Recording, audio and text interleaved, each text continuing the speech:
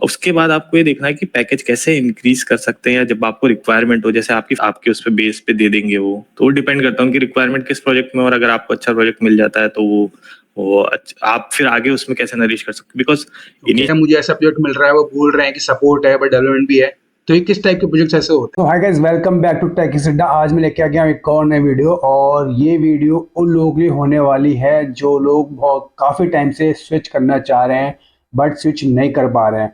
तो आज मैं आपको एक रियल टाइम एक्सपीरियंस देने वाला हूँ, जिसमें कि आपको एक बंदे की स्टोरी वो खुद नरेट करेंगे कि उन्होंने कैसे अपने पैकेज को 3.5 से 40 एलपी तक पहुँचाया।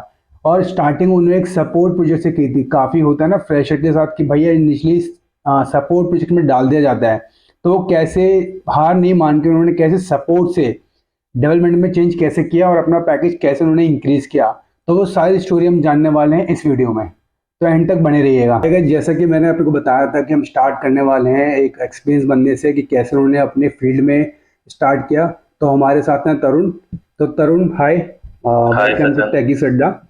तो आप कुछ बताना चाहेंगे अपने बारे में कि आपने कैसे स्टार्ट किया, अपना बैकग्राउंड क्या था, मतलब कैसे इस फील्ड में आए बेसिकली।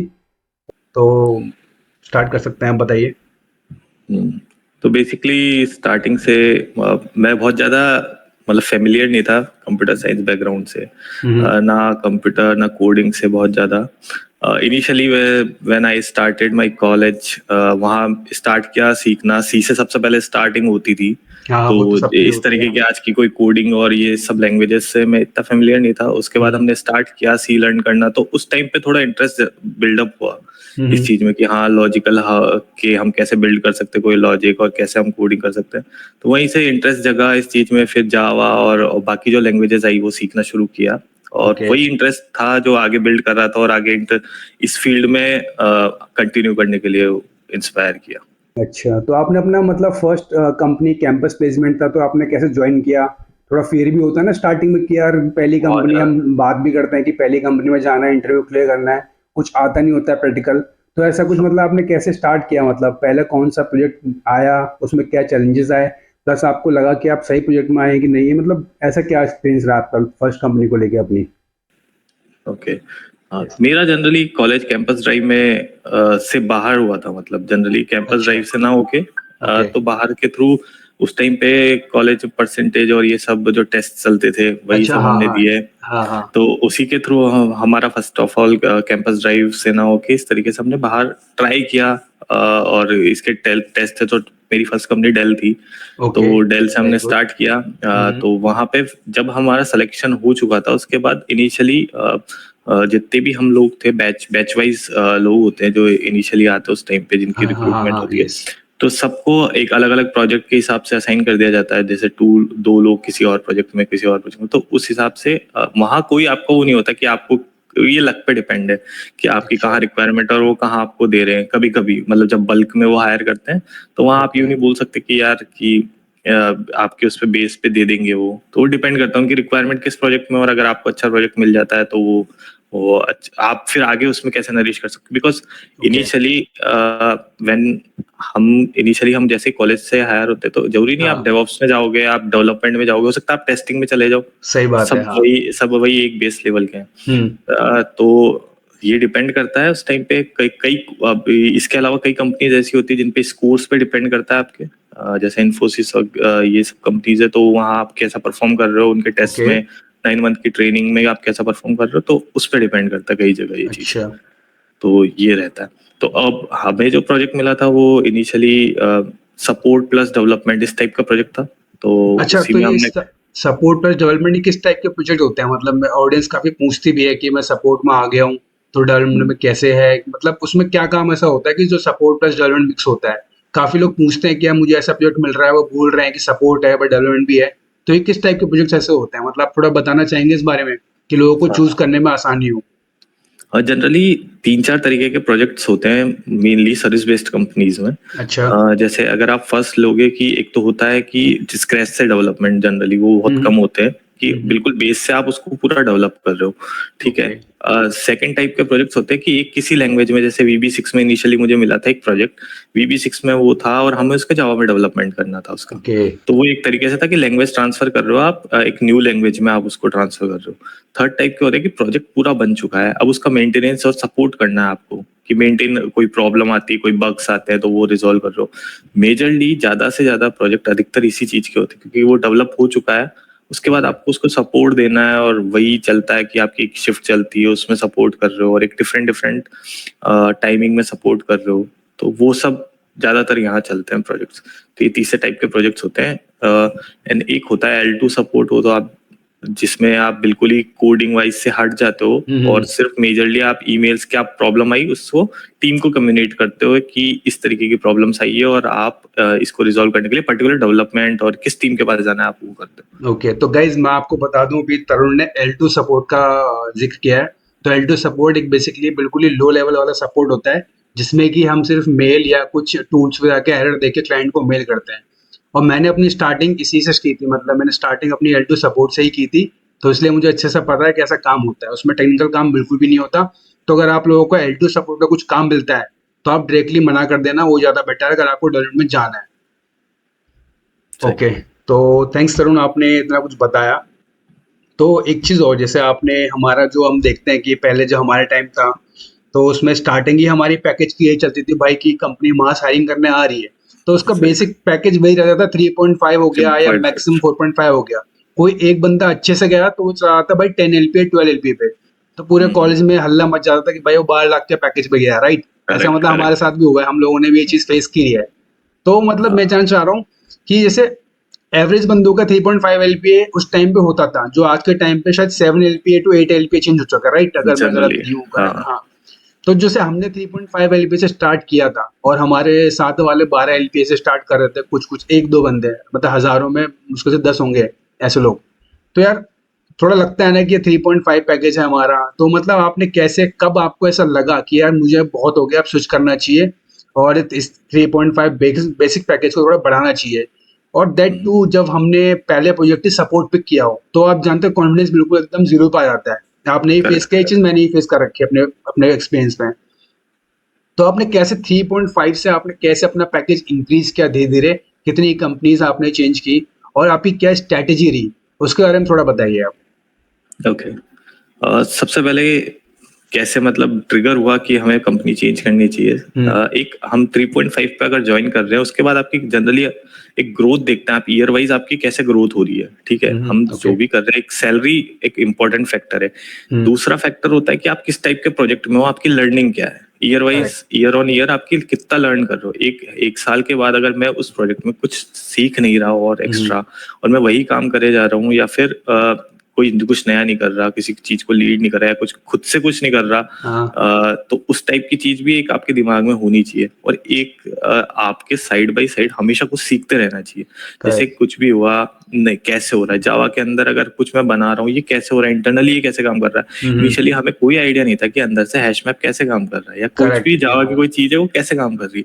तो एक इंटरव्यू ना किसी भी कंपनी के लिए देने से बहुत सारी चीजें हमें नहीं पता चली कि यार इस तरीके से भी एक सोचनी पड़ती है आपको किसी चीज में, कैसे सिस्टम डिजाइन कर रही है, ये सबका तो कोई आइडिया ही नहीं था उस टाइम पे। करेक्ट। तो सब वही सब चीजें कि आप अपने डेवलपमेंट सबसे पहले होना चाहिए, कि आपका जो करियर ग्रोथ है वो तभी होगी जब आप अपना डेवलपमेंट करोगे नई टेक्नोलॉजी में, क्योंकि जिस सेक्टर में हम IT सेक्टर में, इसमें हम आपको कंटिन्यूअस लर्निंग बहुत जरूरी है। सही बात है, हमेशा आपको एडवांस में हमेशा सीखते रहना पड़ेगा। ऐसा नहीं है कि आप जावा 5 में चलते रहोगे, अभी जावा 17 आ गई, 20 आ चुकी है, तो अगर आप जावा 5 में ही अभी तक रहोगे तो क्या आप मार्केट में टिक पाओगे। आपको खुद को सोचना पड़ेगा। तो वही सब चीज है। तो ये चीज ट्रिगर करती है एक आपका पैकेज की सब लोग, मतलब जनरली इन्फ्लेशन को अगर आप देखो तो वो 6% बढ़ रहा है, आपका पैकेज 2% बढ़ रहा है, तो आप तो और नीचे जा रहे हो। तो वो सब भी आपको सोचना पड़ेगा कि अगर मेरी कंपनी मेरे को इंक्रीमेंट नहीं दे रही है उसमें, और मार्केट एक अच्छा चल रहा है IT के टाइम पे, जहाँ लोगों को 10-20% इंक्रीमेंट मिल रहा है, वहाँ मेरे को 3%, 4%, 5% दे रही है, और अगर आप अच्छा काम कर रहे हो तो वो मिलना चाहिए, रिवॉर्ड उसका मिलना चाहिए। तो उस बेसिस पे आप सोच सकते हो। सही बात है। और आज के टाइम में तो इन्फ्लेशन इतना तगड़ा बढ़ गया है और कंपनी की जॉब भी थोड़ी कम आना स्टार्ट हो गई है। करेक्ट। बट एनीवे ये कुछ महीनों का, आई थिंक महीनों का ही थोड़ा फेज है, अदरवाइज इसके बाद दोबारा सब कुछ बैक टू नॉर्मल आ जाएगा। तो possible. Let's hope for the best. So जैसे कि इन्होंने बताया कि इन्होंने स्टार्ट कैसे किया, आप लोग पूछते हैं कि कैसे है बढ़ाना, कैसे है पैकेज को, कैसे मैं सपोर्ट से डायरेक्ट मूव करूँ। तो हमने जान लिया कि पहले सबसे पहली चीज़ जो आनी चाहिए वो आनी चाहिए अंदर से, एक आग आनी चाहिए कि भैया मुझे चेंज करना है, सब लोगों का बढ़ रहा था, मुझे थोड़ा चेंज करना है। अब सेकंड चीज़ आती है कि यार तैयारी कैसे करें, मतलब क्या चीज़ हम टॉपिक में कवर करें, क्योंकि यार हम कुछ पढ़ने जाते हैं और नींद आने लगती है नए टॉपिक्स। तो तरुण थोड़ा सा ऑडियंस को इस बारे में बताइए कि आपने जब अपना पढ़ना स्टार्ट किया तो आपने क्या चैलेंजेस फेस किए और आपने कहाँ से पढ़ना स्टार्ट किया, मतलब क्या बेसिक चीज़ें पहले पिक की आपने। तो वो थोड़ा बताइए कि कैसे ये लोग भी स्टार्ट करें अपना मतलब करियर, जैसे कहाँ से पढ़ना है, कैसे पढ़ना है, क्या टॉपिक्स पहले लें जो बोरिंग ना हो, और मेन चीज़ है कि कैसे पीओसीज बनाएं। वो काफ़ी ज़्यादा इंपॉर्टेंट लगता है गाइस, क्योंकि आप जब कोई रियल टाइम प्रोजेक्ट्स में जाते हो तो आपको एक्चुअल में पता लगता है कि प्रोजेक्ट बनता कैसे है। तो सिर्फ थ्योरेटिकल लैंग्वेज से काम नहीं चलता है, थ्योरेटिकल लैंग्वेज उसी में काम आती है कि आपको बस आइडिया है कि ये चीज़ ऐसे हो सकती है, बट प्रैक्टिकल उसका कैसे है वो आप उसके पीओसीज बना के, पीओसीज मतलब छोटे छोटे प्रोजेक्ट्स बना के ही आपको नॉलेज मिल सकती है। तो तुरंत थोड़ा-सा आप आइडिया इसके बारे में दें कि आपने कैसे पढ़ना कैसे स्टार्ट किया? कहाँ से आपने कैसे स्ट्रैटेजी बनाई आपकी पढ़ने की? और ये सब चीज़ें थोड़ा बताइए आप। करेक्ट। आजकल वैसे तो बहुत ज्यादा मटेरियल अवेलेबल है, आप हुँ, यूट्यूब पे कोई भी वीडियो देख सकते हो, लेकिन सबसे पहले इनिशियली स्टार्ट कैसे करें, किस चीज में पढ़ें। तो उस चीज का वो है कि आपने अगर किसी प्रोजेक्ट में काम किया है हुँ, और हुँ। उस प्रोजेक्ट का क्या टेक्नोलॉजी वो यूज कर रहे हैं, क्या आपकी स्ट्रेंथ है, सबसे पहले उसको बैक करो। मतलब एक चीज ऐसी होनी चाहिए जो स्ट्रांग हो, जब आप इंटरव्यू देने जाओ तो किसी बेसिस पे लाइक जावा, रिएक्ट या आप कुछ भी किसी भी टेक्नोलॉजी में या आप डेवऑप्स में हैं, तो आपको उस चीज का तो कम से कम पता होना चाहिए जिसके बेसिस पे आपको इंटरव्यूअर कहेगा कि हाँ ठीक है, बंदे को नॉलेज है। ओके, तो सबसे पहले उस चीज को अच्छा करो। जैसे कि मैं मान लो अगर मैं जावा बैकग्राउंड से हूँ, तो मैं सबसे पहले जावा को अच्छे से बेसिक्स, हर चीज के हमेशा बेसिक्स पे पहले फोकस करना है अपने सही को। बात है। बेसिक्स अच्छे करने हैं, क्योंकि जिस बंदे ने अगर पहला क्वेश्चन पूछा, दूसरा क्वेश्चन पूछा और अगर आपको बेसिक्स ही नहीं आया तो आपका हुँ, पूरा इंटरव्यू खराब है वो। तो सही है। उसका एक गलत इम्पैक्ट पड़ता है कि इस बंदे को बेसिक्स नहीं पता, आगे इसको पता भी हो तो क्या करेगा ये जब बेसिक्स में अगर अच्छे से नहीं कर रहा। तो सबसे पहले आप उस चीज के बेसिक्स अच्छे करो, ये चीज है। और अब पढ़ना कहाँ से, तो कि बहुत सारी वेबसाइट्स अवेलेबल है, अब यूट्यूब हुँ, पे वीडियो देखो जहां अच्छा लगता है कि ये मेरे को समझ में आ रहा है और ये चीज अच्छी है इसने जो बताई है, और अलग अलग तरीके के देखो और अपने नोट्स बनाने चाहिए। आई थिंक कि करेक्ट, मेन इस चीज़ अपने तरीके नोट्स ज़रूर बनाने चाहिए अपने नोट्स मतलब। बनाने चाहिए कि मेरी को इस चीज में थोड़ा सा डाउट रहता है हुँ, अधिकतर, जैसे एरर हैंडलिंग में मेरे को डाउट रहता है मान लो, तो मैं ओके, उसके बनाऊंगा अलग अलग साइट से, मैं देखूंगा कि थ्रोस क्या करता है, ये चीज क्या करती है, अलग अलग चीजें क्या करती है, तो मैं उसके लिए पर्टिकुलर बनाऊंगा। थर्ड चीज होती है कि आपने जो आपका प्रोजेक्ट है उसमें क्या किया, उसकी एक ओके। आपकी स्टोरी एक अच्छी होनी चाहिए हमेशा, कि आपने क्या किया है, आपने जो किया उसको अच्छे से एक्सप्लेन कर पाओ आप अपने प्रोजेक्ट का। जनरली कई जगह पूछते हैं आर्किटेक्चर क्या है, बिल्कुल हवा ही नहीं लगती कि आर्किटेक्चर क्या होता है यार प्रोजेक्ट के हाँ, साथ। तो, स्टार्टिंग में तो बिल्कुल तो पता नहीं होता क्या है उस आर्किटेक्चर। हाँ, हम लोग क्या करते हैं, जाते हैं स्टार्ट किया, हाँ ये कोड ये कंपोनेंट बनाना है, ये जीरा टिकट पे ये करना है या कुछ भी करना है, हम बाहर की चीज को कभी अपने दिमाग से सोच नहीं पाते। अगर आप 3 साल 4 साल एक्सपीरियंस हो तो हर कोई आपसे एक्सपेक्ट करता है कि आर्किटेक्चर ये सब चीजें, लो लेवल डायग्राम, ये सब आपको आना चाहिए, ये पता होना चाहिए। सही तो बात उनके बारे में हमेशा नॉलेज कलेक्ट करो अपने प्रोजेक्ट में, और हो सकता है प्रोजेक्ट में वर्किंग हो तो किसी सीनियर से पूछो, इस चीज की नॉलेज हमेशा लेते रहो। और सबसे मेन चीज़ करेक्ट, मेंटोर अगर आपको अच्छा मिल जाता है तो अच्छा आपको मिल वो थोड़ा जाता है, एज लगता रहता है। सही बात है बहुत आपने। प्रोजेक्ट के बारे में बहुत अच्छा आइडिया हो जाता है, तो हमेशा वो चीज सीखते रहो। और हमेशा प्रोजेक्ट का आर्किटेक्चर क्या है, कैसे फ्लो जा रहा है, कहाँ क्या रिक्वायरमेंट है, ये थोड़ी सी, हम क्या कोड से आगे कहीं बढ़ नहीं पाते, कहाँ डिप्लॉय हो रहा है हमें ये भी तक कभी कभी ये नहीं पता होता कि ऐसा होता है, क्लस्टर्स में डिप्लॉय होता है या मल्टीपल हाँ, क्लस्टर होते हैं, तो बिल्कुल आइडिया नहीं होता है। तो यही सब है। और जहां तक पीओसी की, जैसे मान लो अगर आप सपोर्ट से जा रहे हो तो सबसे पहले तो आपको वो लैंग्वेज लर्न, मतलब अच्छे से उसमें कमांड चाहिए। सही। उसके बाद पीओसी सबसे ज्यादा ये काम करती है कि जैसे अगर आप प्रोजेक्ट से नहीं हो तो आपको बिल्कुल एक्सपीरियंस नहीं होगा कि कहाँ कहाँ इश्यूज आ सकते हैं। हाँ, आपसे करेक्ट। पूछते हैं नल पॉइंटर एक्सेप्शन है या फिर कुछ आउट ऑफ बाउंड कहाँ आ सकता है, तो आपको बिल्कुल आइडिया नहीं होगा। तो जब आप पीओसी बनाओगे थोड़ा सा, तो या ये हेल्प करेगा कि यार इस तरीके की इश्यूज आ सकते हैं, इस तरीके की प्रॉब्लम्स आ सकती है, तो वो बहुत ज्यादा आपके लर्निंग कर्व को अच्छा करता है पीओसीस बनाना। सही तो बात है। हमेशा प्रैक्टिकली सीखने की कोशिश करें, क्योंकि थ्योरेटिकली से हर जगह काम नहीं होगा। जैसे तरुण ने बताया कि अभी यार आप जब इंटरव्यू देने जाते हो ना तो बहुत बार ऐसा होता है, हम लोग भी फंसे हैं, मतलब मैं भी इनफैक्ट फंसा हूँ काफी बार कि मैंने बस थ्योरेटिकली पढ़ लिया कि जावा ये कलेक्शन क्या होता है, हैशमैप कैसे काम करता है, बट जब इंटरव्यू के सामने एक्चुअल आपको टेस्ट करने बैठता है ना, तो आपसे रैंडमली कुछ भी क्वेश्चन पिक कर लेता है। जैसे फॉर एग्जांपल मेरे से क्वेश्चन एक पिक किया था कि आप जो प्रोजेक्ट में आपकी टेबल्स यूज हो रही है उसका ही नाम बता दो। अब मैंने आज तक टेबल्स तो देखी नहीं थी कौन सी टेबल्स यूज हो रही है, तो वहाँ पे मैं फंस गया था और वहाँ से इंटरव्यू से बाहर हो गया था। तो पीओसी इसलिए बहुत इंपॉर्टेंट होते हैं कि आपको रियल टाइम थोड़ा फील ला देती है कि एक्चुअल क्या इश्यूज आते हैं। तो वो जरूर करना, आप उस पर ज्यादा फोकस करना चाहिए सब लोगों को। तो तरुण, कोई इंटरेस्टिंग स्टोरी है बीच में इन सब के ट्रांजिशन के बीच में? जैसे अभी मैं आपको बता दूं कि तरुण अभी अडोबी में है और उनका पैकेज राइट नाउ 40 LPA कर चुके हैं आराम से। ज्यादा कंपनीज उन्होंने बहुत ज्यादा स्विच नहीं किए हैं, 3-4 में उन्होंने अपना पैकेज इतना इंक्रीज कर चुके हैं ये। और हाल ही में शायद 2-3 साल में इतना इंक्रीज किया है। पहले हमने शायद एक ही ऑर्गेनाइजेशन को 3 साल 3.5 साल देने के बाद ही स्विच स्टार्ट किया है। तो टोटल 8 ईयर एक्सपीरियंस में शायद 3 साल या 4 साल का ट्रांजिशन ज्यादा था। अदरवाइज स्टेबल एक ही जगह रुक के रहे हैं, वहाँ पे चीजें सीखी कैसे काम कर रहे हैं। तो तरुण, इसके बीच में आपकी कुछ मतलब ऐसी चीजें सिचुएशन भी है या कि क्या चल रहा है ये सब? बीच में कभी लगा होगा छोड़ो यार, जहाँ है वहीं वहीं पे ठीक है।